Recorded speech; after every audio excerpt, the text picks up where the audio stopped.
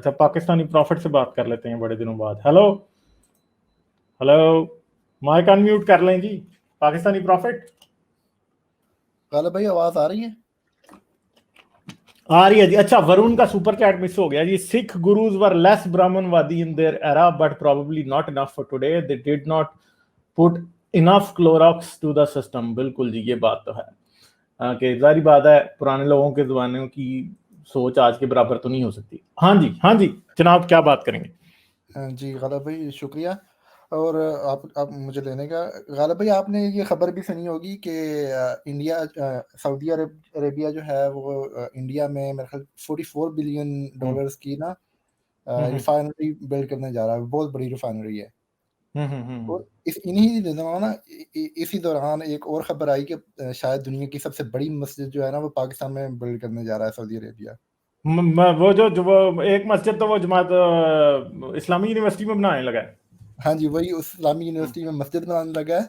और उसके साथ कोई इस्लामिक रिसर्च सेंटर भी है। अच्छा। हाँ जी। तो तो ये आपको कैसी ये मतलब दोनों खबरें लगती हैं? अगर आप इन्हें एक ही पढ़ा जाए, एक ही वक्त में पढ़ा जाए कि इंडिया में वो बनाने जा रहा है बड़ी मेगा रिफाइनरी और पाकिस्तान में दुनिया की शायद सबसे बड़ी मस्जिद। तो ये अच्छा, क्या पाकिस्तानी ये मुल्क कहाँ ले बात जाया तो हुआ है ठीक है इन्होंने? वैसे। Okay, I am back, sir. Sorry, I had a call, so I'm back now. अच्छा, ये अमित आपकी भी मैंने स्क्रीन पे की थी, वैसे मैंने पढ़ी थी। Why are Sikhs so defensive about their religion? They talk about gurus and their कुर्बानी। सुभाष बोस आल्सो गिव कुर्बानी, why didn't they make him a guru? तो सारी बात है कि जी, बात ये है कि वहां पे भी ये नजर आता है थोड़ा सा कि जरा अपनी उसको देखते हैं ज्यादा, उससे ज्यादा समझते हैं कि हमारा जो डॉगमा है वो कोई शायद दूसरे डॉगमा से बेहतर है। तो जारी बात है, हर रिलीजन यही समझता है कि जी हम बड़े अच्छे हैं दूसरे से। अच्छा जी, जी पाकिस्तानी प्रॉफिट कंटिन्यू करें। हाँ जी गलत है। तो मैं वही मस्जिद बनाने की बात कर रहा था पाकिस्तान में। और इसी दौरान 2-3 दिन पहले फवाद चौधरी बात कर रहे थे मीडिया से। ये कौन फिल्म फेस्टिवल था उसमें वो बात कर रहे थे। वो कह रहे थे कि जो पाकिस्तान में जो इंतहा पसंदी आई है वो सऊदी यूएस उसमें की रोल उसने प्ले किया है यूएस ने। अच्छा।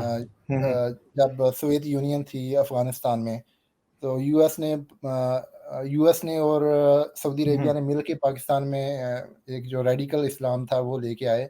और पाकिस्तान में धड़ाधड़ मस्जिदें बनी और 5-6 गुना तक चली गई तादाद इनकी मदरसों की। और यहाँ से इनको ट्रेन किया फिर तालिबान वगैरह को इधर ले जाके लड़ने के लिए अफगानिस्तान में नहीं, मगर ये क्यों भूल जाते हैं कि उस टाइम डॉलर भी बड़े आए थे ना? जी डॉलर भी आए थे। डॉलर असल में तो डॉलर ना आते तो इन्होंने इस्लाम नहीं था लेना। डॉलर आ रहे थे, डॉलर के साथ इन्होंने इस्लाम लिया है।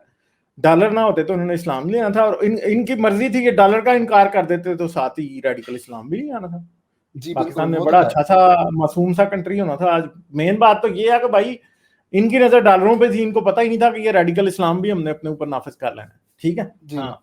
मतलब मैं ये नहीं कह रहा कि मतलब इनका कसूर नहीं है। इनका वाकई जो बंदा होता है घर का तो उन्होंने खुद ही ख्याल करना था ना अपने का। कि खुद इन्होंने अपने आप को बचाना था। कि इन्होंने इस चीज़ को के बारे में सोचना था कि ये हमारे आने वाली नस्लें इस चीज़ से तबाह हो जाएंगी। ये रेडिकलिज्म जो आ रही है पाकिस्तान में और डॉलर पे शक जो आ रहे थे पता नहीं वो जितने भी आए या नहीं आए। लेकिन इसमें मैं ये कहना चाहता हूँ कि यूएस ने भी तो पाकिस्तान के साथ बहुत बड़ा जुल्म किया ना इस दौरान में। यार वो हिस्ट्री जिनको नहीं पता वो यही कहते हैं कि बहुत बड़ा जुल्म किया। आपको पता है कि जियाउल हक के पास आया था, वो क्या उसका नाम था यार, मेरे जहन से निकल गया। उसका मेरे जहन से नाम निकल गया। यूएस सेनेटर था बड़ा मशहूर, चार्ली विल्सन। वो उस पर चार्ली विल्सन वॉर मूवी भी बनी है, जरूर देखिएगा। वो बड़ी एक्यूरेट है वो चार्ली विल्सन वॉर जो है ना। क्या मूवी का नाम क्या है? Charlie Wilson war. ठीक है, ओके। बड़ी एक्यूरेट मूवी है वो ना।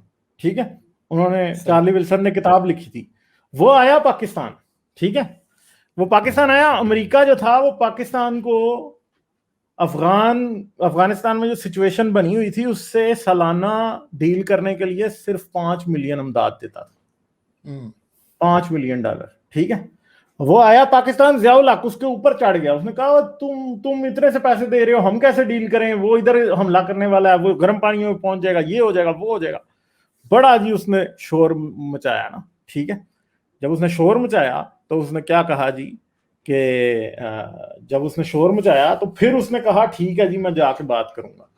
तो उसे कन्विंस इसने किया, जियाउल हक ने। उसने कहा कि भाईजान हम सारी दुनिया से जहादी इकट्ठे करेंगे, हम लेके आएंगे और हम जो है सोवियत यूनियन को अफगानिस्तान में हराएंगे, हम उससे बदला लेंगे वो जो वियतनाम में तुम्हारे साथ हुआ है, ठीक है। फिर क्या हुआ, चार्ली विल्सन ने फिर बाकायदा इस चीज के लिए कंपेनिंग शुरू की और एक वक्त ऐसा था कि पाकिस्तान को एक साल में 10 अरब डॉलर की या मेरे ख्याल है 5 अरब डॉलर की इमदाद मिलती थी, ठीक है। तो ये चीजें हैं जो कि जो ये सारी ये हुई थी। और उस टाइम फिर उन्होंने फिर जब वो सर जोड़ के बैठे, उन्होंने कहा अब हम इनको क्या करें, इनको अगर हम असला देंगे अमेरिकी असला तो ये तो काम खराब होगा, इनको असला कहां से दें। दुनिया में सोवियत असले की सबसे बड़ी जो स्टॉक पाइल थी वो किसके पास थी, बूझे तो सही जरा। अफगानिस्तान में या पाकिस्तान में? नहीं, उससे पहले सबसे बड़ा सोवियत रशियन असला किसके पास था? मुझे नहीं पता। इसराइल के पास। हम्म, इसराइल देता था मिस्र को, मिस्र से फिर वो भरता था शिपों पे और वो आता था फिर सऊदी पैसे उसको सऊदी डॉलरों से और अमेरिकी डॉलरों से इसराइल से असला खरीद के मिस्र जाता था, मिस्र से असला फिर आता था पाकिस्तान, पाकिस्तान से फिर वो जाता था अफगानिस्तान, ठीक है।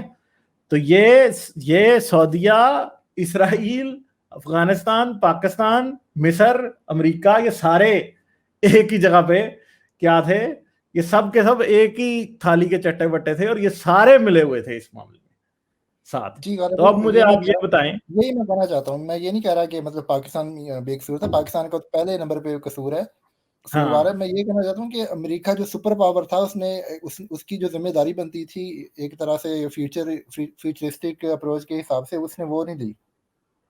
देखें, वो फ्यूचरिस्टिक अप्रोच के हिसाब से जिम्मेदारी अभी भी वो ले ही रहा है ना, अभी भी अफगानिस्तान में वो बैठा है।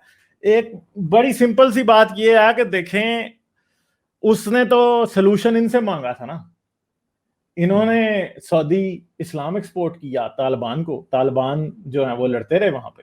पाकिस्तान में भी जारी बात है, इन्होंने उसे कहा था पैसे तू दे, मैन पावर हम देंगे। अब मैन पावर ये कैसे यूज करते हैं, जारी बात है उसमें उनकी से भी होगी, इनकी भी होगी, मगर मैं समझता हूं कि आप ये नहीं कह सकते कि अमेरिका जो है वो पाकिस्तान से या इनसे ज्यादा कसूरवार है। असल में उस वक्त की एक बड़ी वजह थी, क्या था, उन्होंने सोवियत यूनियन से जान छुड़ानी थी। वो तो जारी बात है, उनका सबसे बड़ा दुश्मन तो वो था ना, सबसे बड़ा खतरा क्या था अमेरिका के लिए उस वक्त, न्यूक्लियर वॉर। और वो न्यूक्लियर वॉर जो थी वो पूरी दुनिया के लिए खतरा थी कि अगर वो दो मुल्क आपस में न्यूक्लियर वॉर कर लेते तो हमने न्यूक्लियर विंटर में चले जाना था, ठीक है। तो उन्होंने फिर उस टाइम उन्होंने कहा कि ठीक है भाई, जैसे भी होता है इसको तो बीच में से बड़ा कांटा तो निकालो ना, छोटों को बाद में देखेंगे। तो वही बात हुई, उन्होंने बस फिर सोवियत यूनियन को उन्होंने हराना था। और दूसरी बात है कि ये कैसे, बात ये है कि फिर वो भी तो याद रखना पड़ेगा ना कि उन्हों को भी तो मार पड़ी थी ना, उनको थोड़ी मार पड़ी थी वियतनाम में, उनके भी तो हजारों की तादाद में मेरे ख्याल है बड़े बहुत ज्यादा फौजी उधर भी मरे थे वियतनाम की जंग। जी, तो अमेरिका भी कैसे भूल सकता था। मगर प्रॉब्लम यह है कि इधर डिसाइड हमने करना था ना कि हम जो है वो ऐसा पाथ लेते जिसके थ्रू हमारा नुकसान कम से कम होता, और हमने अपने फ्यूचर के बारे में जो खुद नहीं सोचा तो अमेरिका कैसे सोचेगा। और बात यह है कि पाकिस्तान को भी तो डर था ना, अगर अफगानिस्तान में अमन हो जाता, रशिया की हुकूमत स्टेबल हो जाती, तो आप क्या समझते हैं उसने पाकिस्तान में हमला नहीं था करना। और आपको यह भी पता है कि पाकिस्तान को उस टाइम इस बात का भी डर था क्योंकि इंडिया जो था वो रशियन ब्लॉक में था,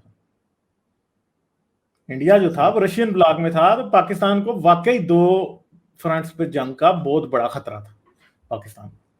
तो पाकिस्तान, ये डेस्परेट सिचुएशन थी अमेरिका के लिए भी, पाकिस्तान के लिए भी। नुकसान जो है वो पाकिस्तान और अफगानिस्तान का आज तक हो रहा है, मगर प्रॉब्लम यह है कि फिर पाकिस्तान ने उस एक्सट्रीमिज्म को कम करने के लिए कुछ किया भी तो नहीं है ना। पीटर पैन का शुक्रिया जी सुपर चैट के लिए।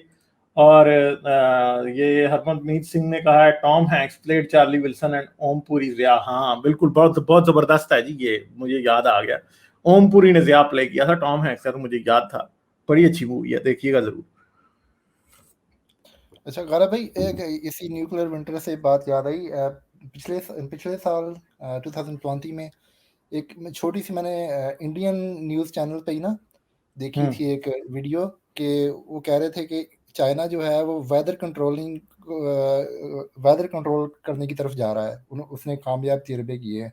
वेदर कंट्रोल पहले तो ये होता था ना कि सीडिंग होती थी, क्लाउड्स बनते थे और छोटे से मतलब रकबे पे आप बारिश गिरा सकते हैं। लेकिन वेदर कंट्रोल वो कहते हैं कि मतलब बड़े पैमाने पे वो, जैसा कि इंडिया का जो पूरा इलाका है, इसका जो वेदर जो है वो चाइना कंट्रोल कर सकेगा। ऐसी कोई है कोई वाकई पॉसिबिलिटी के ये बड़ी देर से वेदर वार जो है वो रशिया और अमेरिका के बारे में दरमियान जारी रही है, और इसमें बड़ा एक जो है ना वो बड़ी कोई ढकी छुपी बात नहीं है। चाइना भी कुछ ऐसा ही कर रहा होगा। उसका क्या होता है कि एक रडार होते हैं, वो बड़े पावरफुल रडार, उन रडारों की डायरेक्शन वो ना किसी भी जगह पे कर देते हैं ऊपर ना।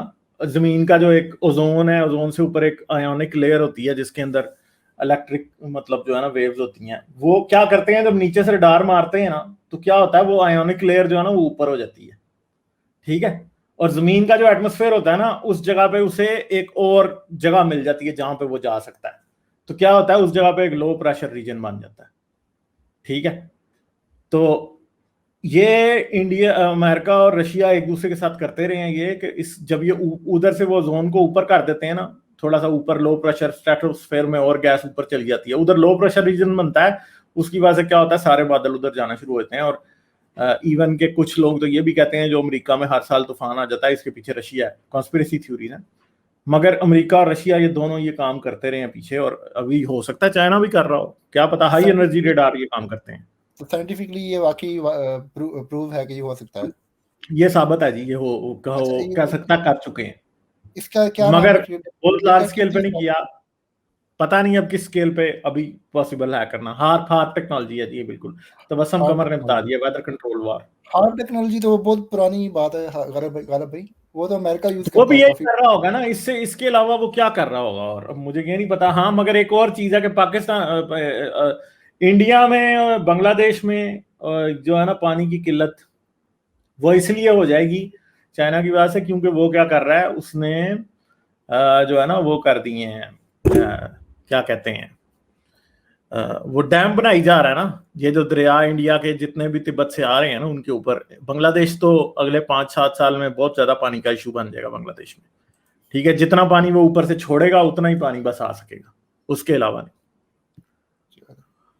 चलें ठीक है गौरव भाई, बहुत मेहरबानी। चलें ठीक है जी, थैंक यू, ओके बाय।